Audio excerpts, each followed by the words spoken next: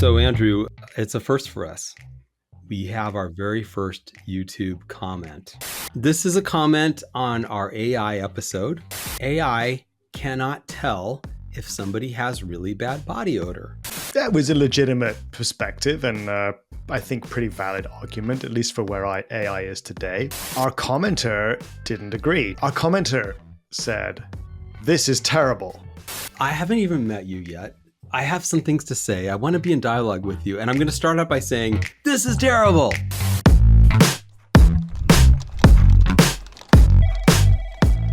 Just to start out a comment by saying, this is terrible. And then having like, what is it? At least 4 points they go on to make. Like how, like talk about relationship first. Like I haven't even met you yet. I have some things to say. I want to be in dialogue with you. And I'm going to start out by saying, this is terrible. I know. Right. It's an interesting choice to start with. Yeah, there you go. So this is terrible. And then, as you said, there's a lot of points. Number 1, bad body odor could be an opinion. With the correct sensors, an AI could detect that there is an odor. I noticed that odor is spelled wrong, by the way. Yes. AI could maybe help them with spelling. Maybe, yeah. With the correct sensors, an AI could detect that there is an odor. Deciding if it's good or bad is not its choice, and it can't really be wrong. I hate the smell of tarmac. My friend loves the smell of tarmac. If tarmac is a good or bad smell is an opinion. That is a solid punch in the face, Chuck. I'm so hurt. I'm so hurt, right? Yeah, I know. I'm confused. Ouch. What, are you confused? Because yeah, they're right. They're right about that. Tarmac is maybe a lovely smell. And also the smell of, ammonia and onions coming from someone's armpits might also be a lovely smell to some people. That's true. I am on a quest now to find someone who would be like, my opinion is body odor is good. I love body odor. Mm. We could find such people. It's true. We probably could. I'm sure there's some things there or whatever, but it's fair to say, I suppose, body odor is an opinion. It's not the strongest argument, though. I don't think. Tarmac, yes. I think that's a good one. I hate tarmac. Friend loves tarmac. That's valid. Body odor, I don't know. It's the odds are not in the favor of the commenter here, I think. Yeah, it does make me think of like a really good guidance. I remember reading someone like maybe 10 years ago had written a whole thing for programmers and tech people who want to go for job interviews. And it gives us a bunch of guidelines for like, how do you do a job interview? It's just really basic. Of course, you can find a bunch of resources online for that now. But I thought, this person had 10 really good bullet points. Like, come dressed as a typical employee at that office would be dressed, like that kind of thing. So one of the guidances was smell like nothing. Don't put on cologne. Don't try to smell extra flowery or sweet. Smell like nothing. I thought that was a great guidance. So then you don't have to worry about whether your body odor is beautiful or disgusting. It just, you don't smell like anything. Doesn't matter. Actually, that gives me an idea. That's an instruction we could give to AI. Like point people towards smelling like nothing. Yeah. Then we don't have to worry about whether body odor is good or bad. And our commenter probably wouldn't have to worry about it either. Yeah. Okay. Okay. There's more. Yes. Point number 2. An AI probably can pick up on infections. I'm sure I saw one recognizing if someone was angry with their tone of voice. But either way, some people don't always catch tones either, especially if they are subtle. Can I just say how lucky our commenter is that their words are being read with such a wonderful English accent. It makes me so happy because I don't think this person sounds like you. They may not, if they're human at all, I don't think they sound like you. Well, my pleasure, I guess. I think there is AI out there doing work on infections. So, tick. I don't think we said it couldn't. Did we say it couldn't? I don't know. Well, it's so what they're talking about is not AI. They're talking about actual olfactory sensors, which definitely do exist. Um, and then you would maybe the input would be interpreted by an AI. So yeah, that tech exists. Now, mm, I actually think maybe like dogs might still be more accurate at picking up on scents and what they mean, but I don't know. I'm mm. not I'm not expert in any of that. Can you decipher the bit about the tones? I think that they're talking about being able to, and I even think that the newer version of ChatGPT can start to interpret voice tone. So we do have ways for voice tone to be interpreted. I don't know how far that goes, and it doesn't mean that the AI itself has true emotional intelligence, but it could start to interpret for sure. Mm.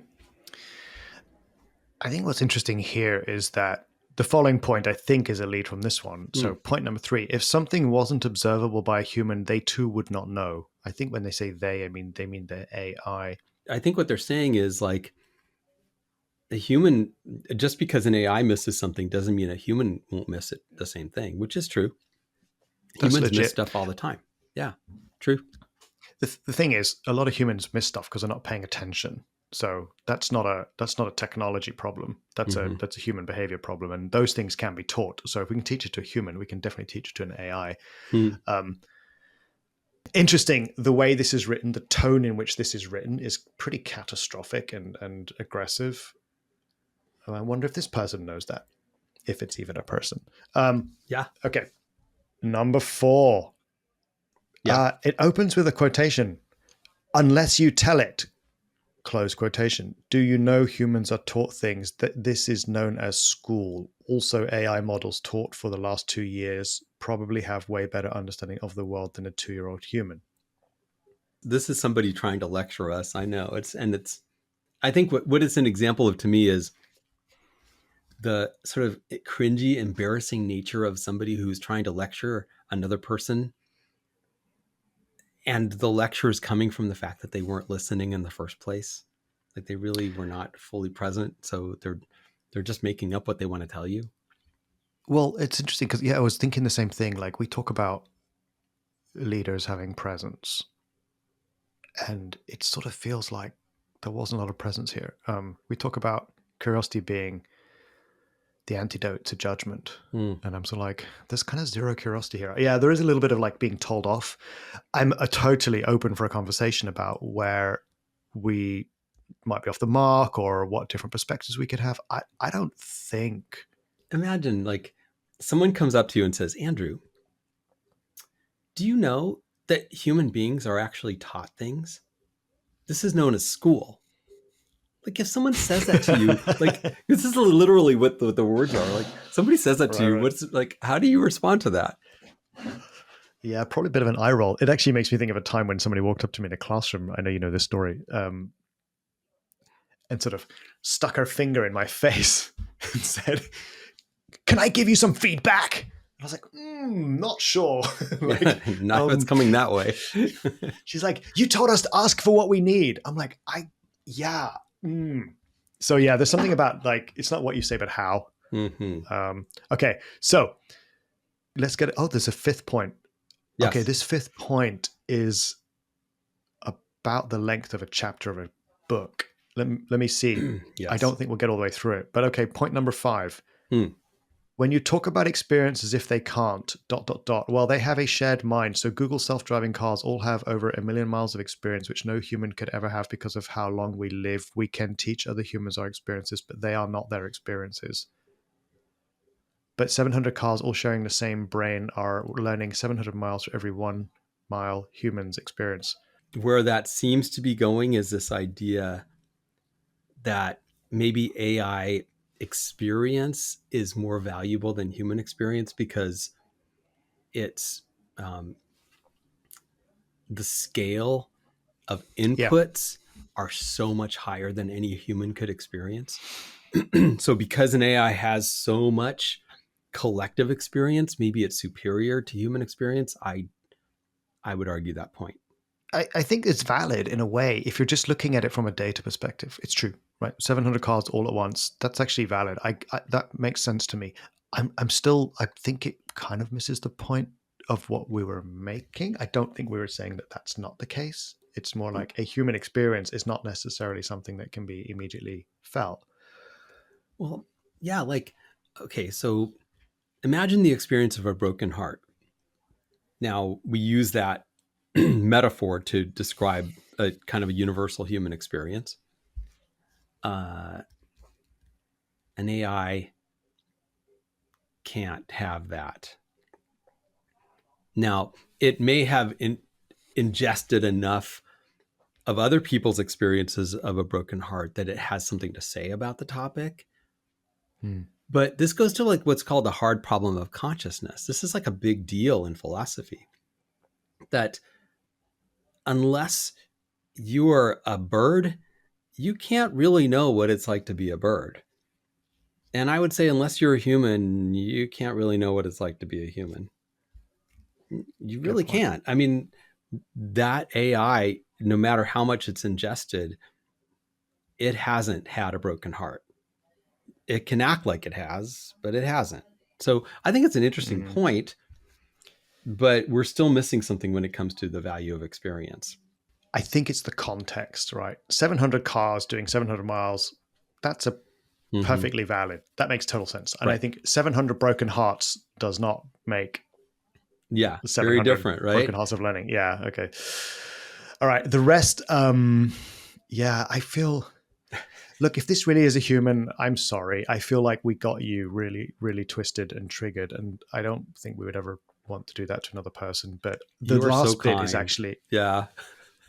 well, I do believe people are good, and sometimes they don't come out well. I mean, look, if I was talking to this person face to face, I would be like, "You sound really angry and annoyed," and I am curious about that genuinely. Yeah. Yeah. I don't think we profess to be AI experts. This person seems to know a lot about AI, but I feel a little bit like some of the points were sort of taken out of context or twisted. My own bias. But anyway, I'm curious. I'm genuinely curious. The last bit, I'm going to try to read it Yeah. Go for it. as it's written. I get it. We want humans in work and making a living. Okay, that's clear. But also just think, if an unbiased, non-greedy AI was making decisions that could be good, right? The issue is if AI is taught or used for evil, but humans are also selfish, evil people sometimes. An AI talking to scammers to waste their time and save people millions of pounds in scams is a great idea, right? Actually, that is a great idea. They're British. That is pounds. Pounds. British. They are English. They do have an English accent. Oh my God. There you go. That's why I'm reading instead Talk of you. about my assumptions. Okay. Wow. You're the right guy to read this. I am.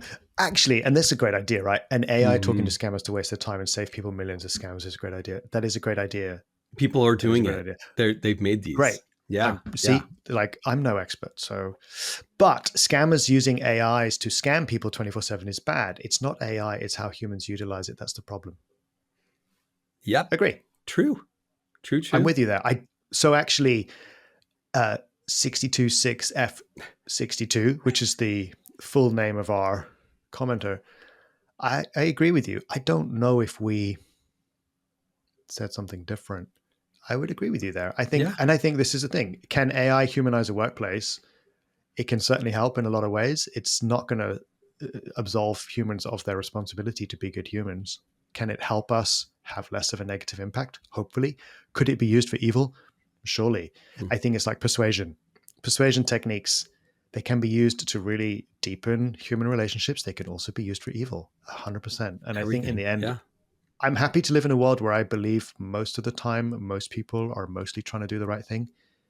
And I get it. There are people out there trying not to. I'm sure by the time we get off recording this podcast, I'll have a bunch of calls on my phone from scammers. There's a lot of them in Hong Kong. And some might not be human. Like, you might be scammed by non-human scammers.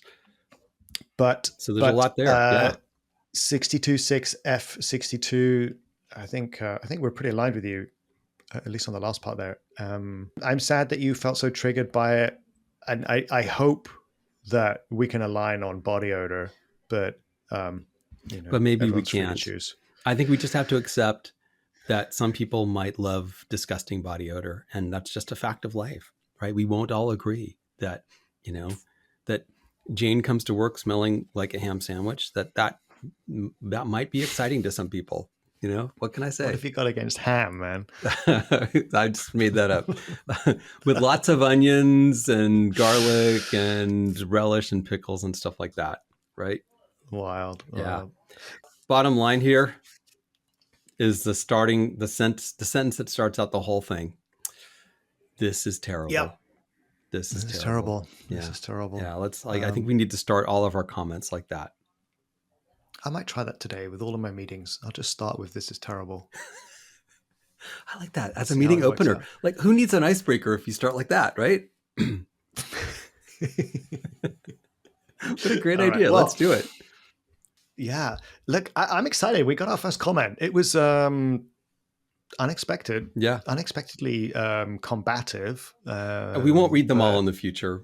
So definitely we'd love to see some of the comments, even if you have things to say that are not positive. But hey, if they're exciting like this one and entertaining, we definitely will read them. Yeah. Yeah. All right. This is terrible. You know what? If we took out the first bracket, it would read, "This is terrible body odor." That's true. Okay, I'm gonna stop. That's true. The first five words. This is terrible body odor. Yeah. Definitely. There you go. Well, hey, thanks for listening to our first reaction to our first comment. It was fun hanging out. Stay safe. Stay kind. And stay human.